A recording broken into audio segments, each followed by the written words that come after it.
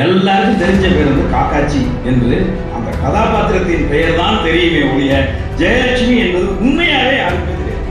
நாங்கள் உட்கார்ந்து நான் அப்ப இந்த விஷயத்த சொல்லிட்டு இருக்கேன், ஐயா இந்த அம்மாவை தான் நான் தேடி இருக்கேன், இவங்க தான் அப்படின்னு வந்தோடனே, அம்மா நீங்க தான் பாண்டிச்சேரியில பெத்தவன் நாடகத்தில் நடிச்சீங்கன்னா, ஆமையா நான் தான் ஏன் நடிச்சேன் அப்படிங்கிறாங்க.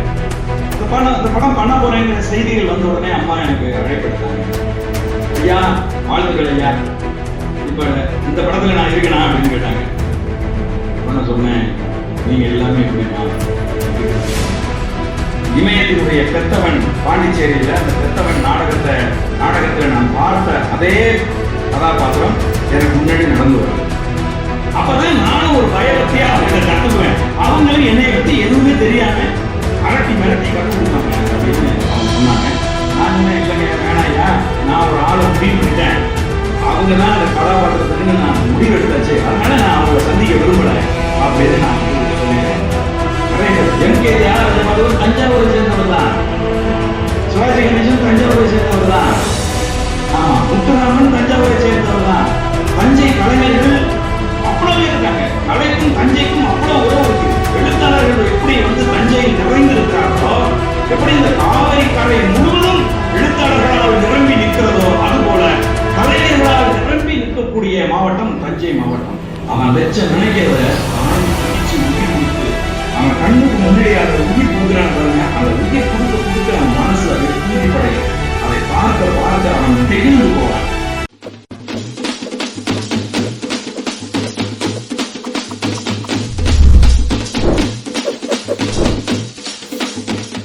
அனைவருக்கும் மாலை வணக்கம்.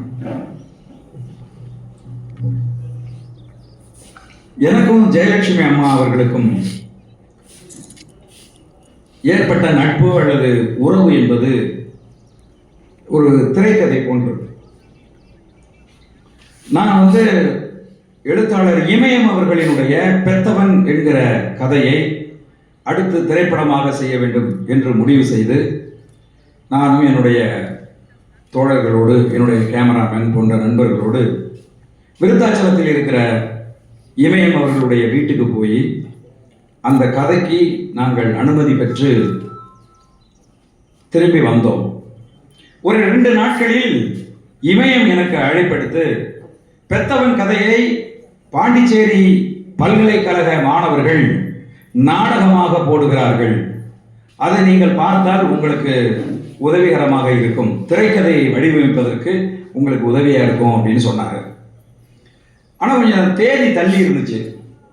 சரி, எப்படியாவது அந்த நாடகத்தை பார்த்து விட வேண்டும், நாடகத்தை பார்த்தால் அந்த நாடக வடிவம் என்பது திரைக்கதை வடிவமைப்பதற்கு எளிமையாக இருக்கும் என்று நாங்கள் நினைத்து திட்டமிட்டுக் கொண்டிருந்தோம். ஆனால் திட்டமிட்டபடி நாடகம் நடந்த அன்று என்னால் செல்ல முடியவில்லை. எனது படத்தில் கதாநாயகனாக நடித்திருக்கிற இந்த நாடகத்துறையினுடைய முன்னாள் மாணவர் தம்பி புகழ் மகேந்திரன் அவர்களையும் எனது ஒளிப்பதிவாளர் சிவசுந்தர் அவர்களையும் அந்த நாடகத்தை படம் பிடித்து கொண்டு வரும்படி அனுப்பி வைத்திருந்தேன். அவங்க 2 பேரும் போய் அந்த நாடகத்தை பார்த்துட்டு அந்த முழு நாடகத்தையும் படம் பிடித்து எடுத்துட்டு வந்தாங்க.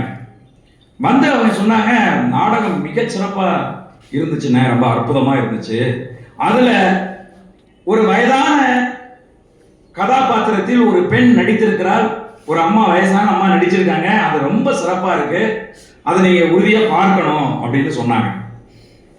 இப்ப நான் இந்த பெத்தவன் கதைக்கு நான் என்னுடைய பார்வையில் நான் ஒரு திரைக்கதை எழுதியிருக்கிறேன். அந்த திரைக்கதையில ஒரு வயதான கிழவி, ஒரு வயதான பெண் வர்றாங்க, அவங்களுடைய பார்வையில தான் அந்த கதையை நான் வடிவமைத்திருக்கிறேன். என்னுடைய படம் முந்திரிக்காடு படம் பார்த்தவர்களுக்கு அது புரியும். அப்ப அந்த என்னுடைய உதவியாளராக இருக்கிற இணை இயக்குனராக இருக்கக்கூடிய வானதீபன் என்பவர் அந்த கதாபாத்திரத்துக்கு ஒரு பேர் வச்சார், காக்காட்சி அப்படின்னு பேர் வச்சார். இப்ப நாங்க அந்த கதாபாத்திரத்தை காக்காட்சியா நடிக்க போறது யாரு அப்படிங்கிற கேள்வி எங்களுக்கு கடுமையாக எழுந்து கொண்டிருக்கிறது. என்னுடைய கதாநாயகன் தம்பிக்கு, மற்ற உதவி இயக்குநர்களுக்கெல்லாம் நான் சொல்றேன், அந்த தம்பிகள் எல்லாம் அவர்களுக்கு தெரிந்த வயதானவர்கள் நடிக்க ஆர்வம் இருப்பவர்களை எல்லாம் புகைப்படம் எடுத்து வீடியோ எடுத்து எனக்கு கொண்டு வந்து காட்டிக் கொண்டிருக்கிறார்கள். இந்த நேரத்தில் நான் தியேட்டர்ல ஜெயராம் நடிப்பு பயிற்சி பள்ளியினுடைய தியேட்டர் ஆர்ட் ஜெயராவ் அவர்களை அணுகி எனது படத்தில் புதிய முகங்களாக நான் நடிக்க வைக்கப் போகிறேன், ஆகவே அவர்களுக்கு ஒரு நடிப்பு பயிற்சி அளிக்க வேண்டும் என்று அவரிடம் பேசுவதற்காக நான் சென்றிருந்தேன். அப்பொழுது அவரிடம் இந்த காக்காச்சி கதாபாத்திரத்தை பற்றி நான் சொன்ன உடனே அவர் சொன்னார், இதுக்கு ஒரு மிகச்சிறப்பான ஒரு நடிகை ஒருத்தவங்க இருக்காங்க, அவங்க அவங்க வந்து ஆனால் இங்கே சென்னையில் இல்லை, அவங்க தஞ்சாவூரில் இருக்காங்க, அவங்க பேர் ஜெயலட்சுமி, ஒன்று அவங்கள இங்கே வர வைக்கணும் அல்லது நீங்கள் போய் அவங்கள பார்க்கணும் அப்படின்னு அவர் வந்து சொன்னார். எனக்கு அதில் விருப்பம் இல்லை.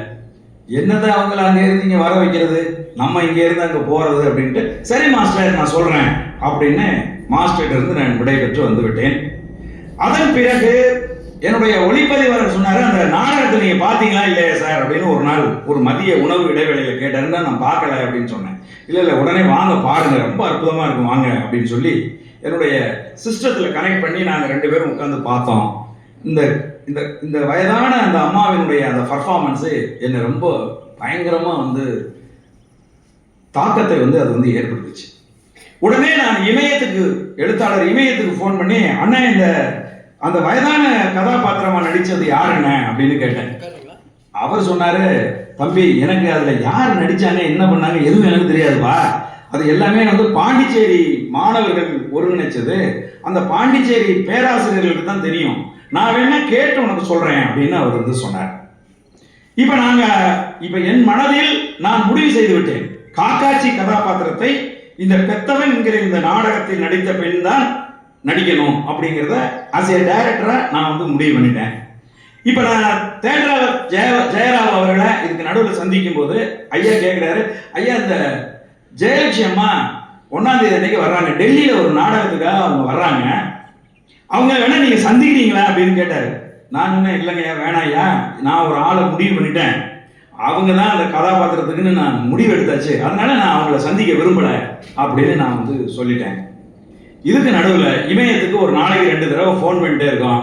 அவருடைய வேலைகளில் பிஸியாக இருக்காரு. நான் இல்லைப்பா நான் ஃபோன் பண்ணுறேன், அவங்க அந்த அந்த அம்மாவோட நம்பர் பிடிச்சி தர்றேன்னு சொல்கிறாங்க, ஒழுங்காக கொடுக்க மாட்டேங்கிறாங்க அப்படின்னு அவங்க சொல்கிறாங்க. நாங்கள் ஒரு கவலையோடு என்னுடைய மற்ற தம்பிகளுக்கான நடிப்பு பயிற்சி புதுசாக தம்பிங்க ஒரு 7-8 பேர் வில்லனாக நடிக்கிறாங்க படத்தில், புது கதாநாயகி புது கதாநாயகன், படத்தில் நடிப்பவர்கள் அனைவருமே புதிய முகங்கள்.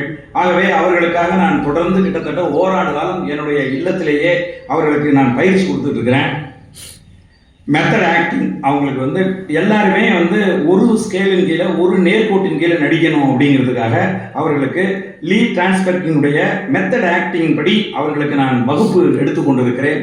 இந்த சூழ்நிலையில் ஒரு நாள் ஜெயராவ் அவர்கள் இந்த அம்மாவை கூட்டிகிட்டு வர்றார்.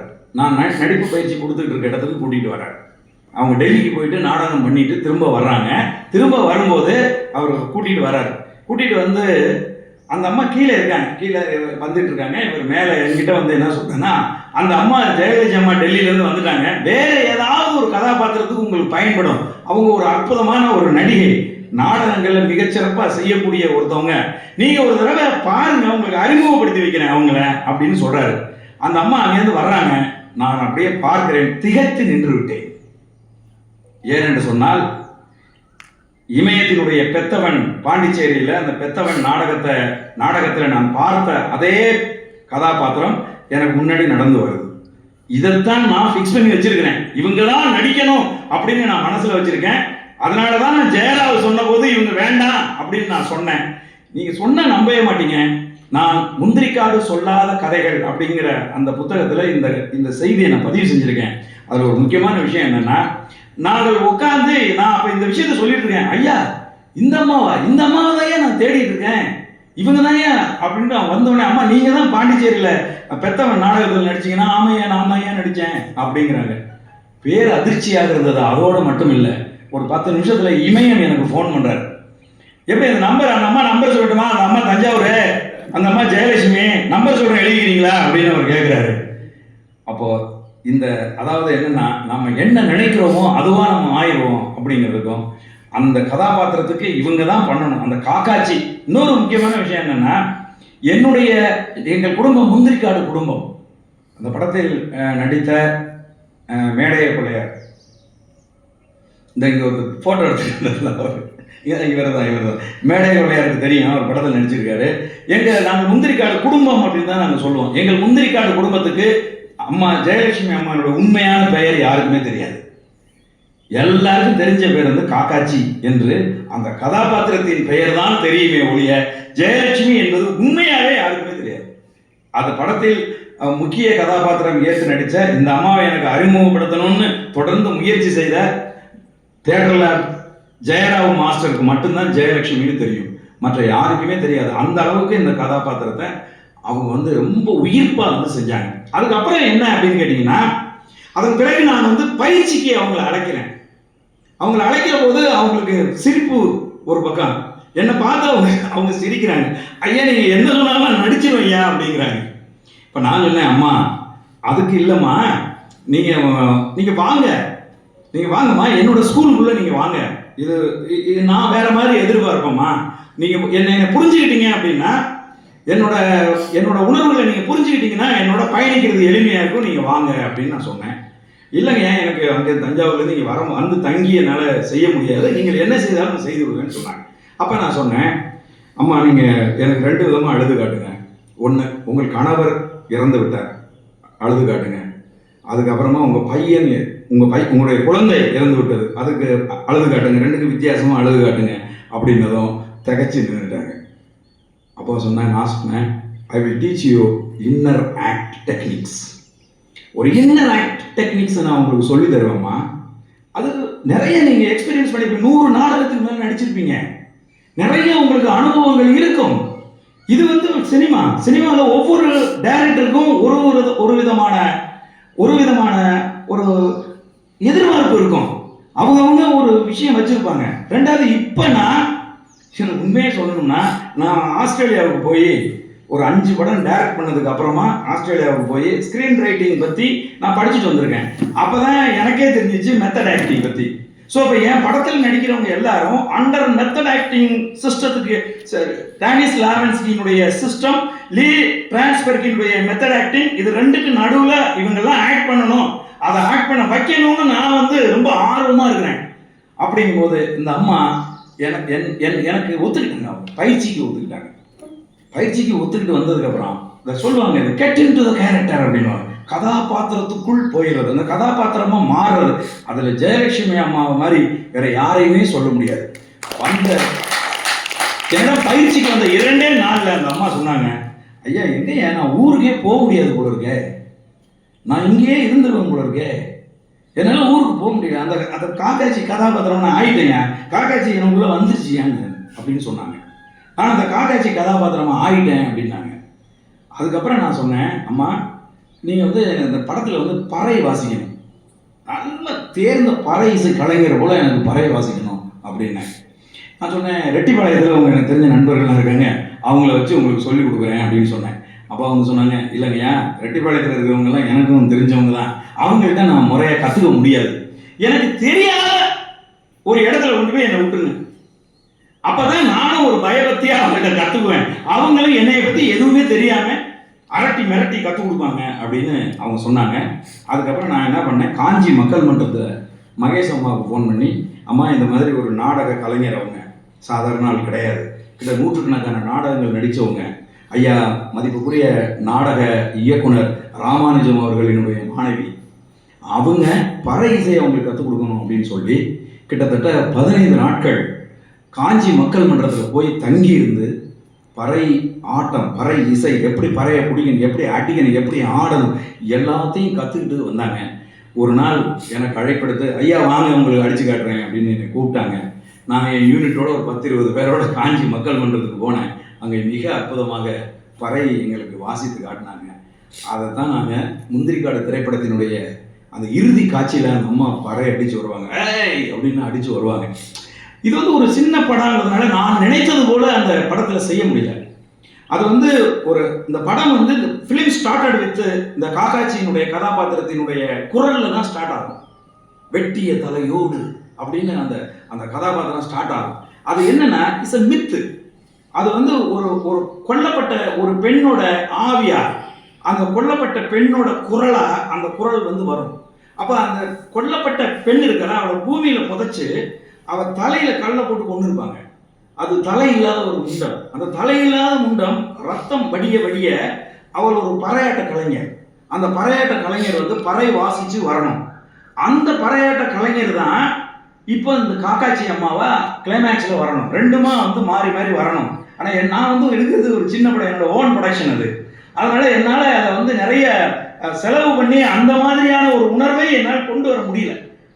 அதுக்கு நிறைய பணம் செலவு பண்ண வேண்டி இருந்ததுனால நான் அது பணம் செலவு இல்லாம எப்படி பண்ணணுமோ அது மாதிரி செஞ்சிருந்தேன். ஆனால் அதற்காக அம்மா உழைத்த உழைப்பு இருக்கு பாருங்க, அந்த படத்தினுடைய வெற்றி, அந்த கதாபாத்திரத்தின் வெற்றி. மதிப்புக்குரிய மணியரசன் ஐயா பேசும்போது கூட சொன்னாங்க, அந்த படம் பார்த்தீங்கன்னா அந்த அம்மாவுடைய உழைப்பு தெரியும் அப்படின்னு. அவ்வளவு ஒரு சிறப்பான ஒரு உழைப்பை, அவ்வளவு ஒரு அற்புதமான உழைப்பை அவங்க அது கொடுத்துருந்தாங்க. ஆனா அதுக்கு நான் நிறைய வந்து அவங்களுக்கு இன்புட் நிறைய கொடுத்தேன். டேனியல், அதாவது இந்த மை லெஃப்ட் ஃபுட் அப்படின்னு ஒரு படத்தை வந்து அவங்களுக்கு நான் வந்து போட்டு காமிச்சேன். படம் வந்து உங்களுக்கு புரியாதுமா, ஆங்கிலம் உங்களுக்கு தெரியாது, உங்களுக்கு புரியாது, ஆனால் நீங்கள் பாருங்க. எதுக்காக நான் பார்க்க சொல்றேன் அப்படின்னா, இந்த ஆளு நல்லா நடக்கிறவன், இவன் நல்லா நடக்கிறவன்.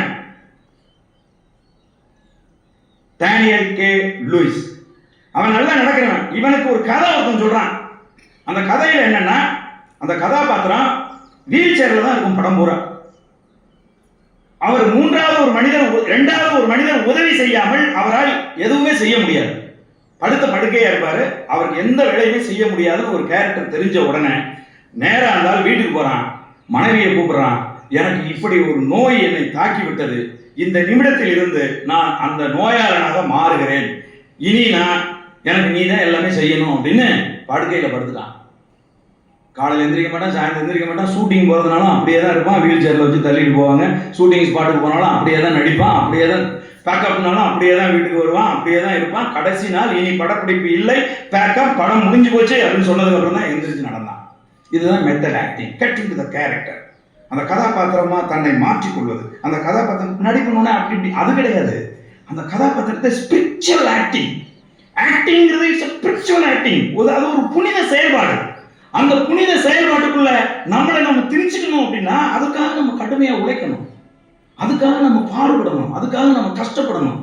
அந்த கஷ்டத்தை நீ படணுங்கிறத அந்த அம்மாவுக்கு ஒரு 2-3 படங்கள் போட்டு காமிச்சு உணர்த்தினேன். அவங்க கெட் இன்டு த கேரக்டரா வந்துட்டாங்க. இன்னைக்கும் என்றைக்காவது ஒரு நாள், ஐயா என்னை விட்டு இன்னும் காக்காட்சி போகலையா அப்படின்னு சொல்லுவாங்க. அந்த அளவுக்கு அந்த அம்மா அந்த கதாபாத்திரத்தை வந்து நேசித்தாங்க. என்னுடைய தாய் அவங்க. ஏன்னா நான் வந்து என்னுடைய கதாபாத்திரத்தை யார் தாங்கி பிடிக்கிறாங்களோ, அதை யார் நேசிக்கிறார்களோ அவர்களை நான் என் உயிரின் மேலாக நான் மதிப்பேன், அவர்களை நான் கொண்டாடுவேன். அப்படி கொண்டாடிய ஒரு தாய் தான் அம்மா, இந்த காக்காட்சி என்கிற ஜெயலட்சுமி அம்மா. நடிகர்களை பொறுத்தளவில் ஒரு டைரக்டருக்கு ஒரு பெரிய கிஃப்ட் நடிகர்கள் மட்டும்தான்.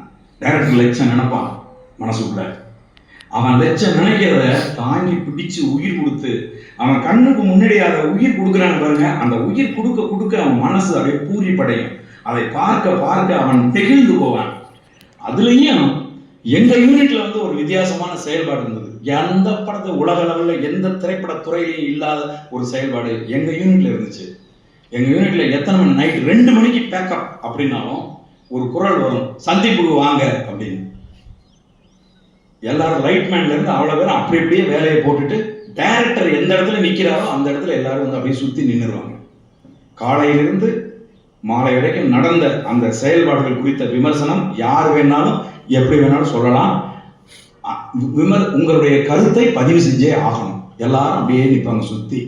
அப்படி நாங்கள் நிற்கின்ற ஒவ்வொரு நாளும் உணர்ச்சி பொங்க தன்னுடைய கருத்தை இந்த படத்துல அன்னைக்கு அந்த கதாபாத்திரத்தை நடிக்கும் போது அவங்களுக்கு ஏற்பட்ட உணர்வை ஒவ்வொரு முறையும் அவ்வளவு தெளிவா, அவ்வளவு அழகா.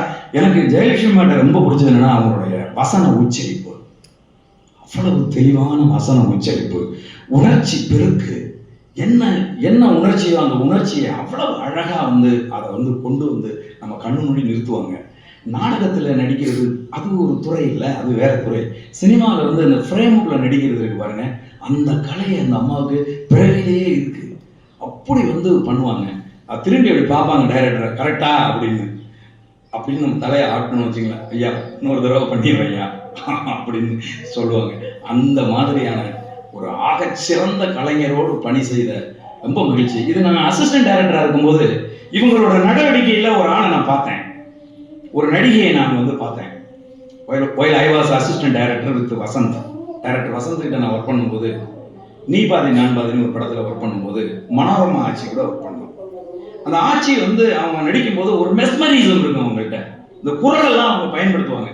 இப்ப காலையில எந்திரிச்சு குளிச்சு முடிச்சு டிஃபன் சாப்பிட்டுட்டு பஸ் பிடிச்சு உங்ககிட்ட சண்டை போடுறதுக்கு அங்க இருந்து இங்க வந்தனோ அப்படின்னு டயலாக்னா, அதை காலையில எந்திரிச்சு குளிச்சு முடிச்சு டிஃபன் சாப்பிட்டு சண்டை போட்டு அதாவது ட்ரெஸ் பண்ணிட்டு அங்க இருந்து சண்டை போடுறதுக்காக இங்க வந்தனோ அப்படின்னு அந்த டிஸ்டன்ஸ் எல்லாம் காட்டுவாங்க அவங்க அந்த குரல்ல.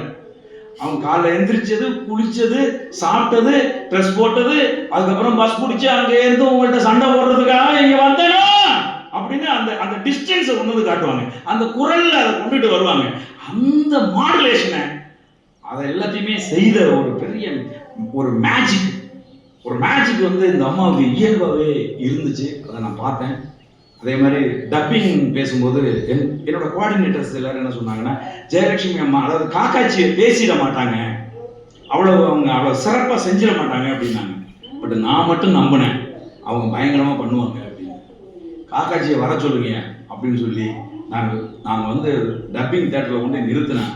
எல்லாமே ஒரு டேக் தான், அடி டப்பு டப்பு டப்பு டப்புன்னு அடிச்சாங்க. மறந்து போயிட்டாங்க என்னுடைய சபார்டினேட்ஸ், என்னோட உதவியாளர்கள், என்னுடைய அசோசியேட் டைரக்டர்ஸ் எல்லாருமே. அதனால இப்போ நான் அடலேன்னு ஒரு படம் பண்ண போறேன். இந்த படம் பண்ண போறேங்கிற செய்திகள் வந்த உடனே அம்மா எனக்கு அழைப்படுத்தாங்க. ஐயா வாழ்த்துக்கள் ஐயா, இப்போ இந்த படத்துல நான் இருக்கேனா அப்படின்னு கேட்டாங்க. அப்ப நான் சொன்னேன், நீங்க எல்லாமே எப்படிமா நீங்க இருக்கிறீங்க அப்படின்னு. நான் என்ன சொல்லி என்னுடைய உரையை நான் நிறைவு செய்ய விரும்புகிறேன்னா, நான் அடலேரில் இந்த அம்மாவுக்காக நான் எழுதின கதாபாத்திரத்தை யாரை வச்சு நான் பண்ண போகிறேன் அப்படின்னு எனக்கு வந்து தெரியல.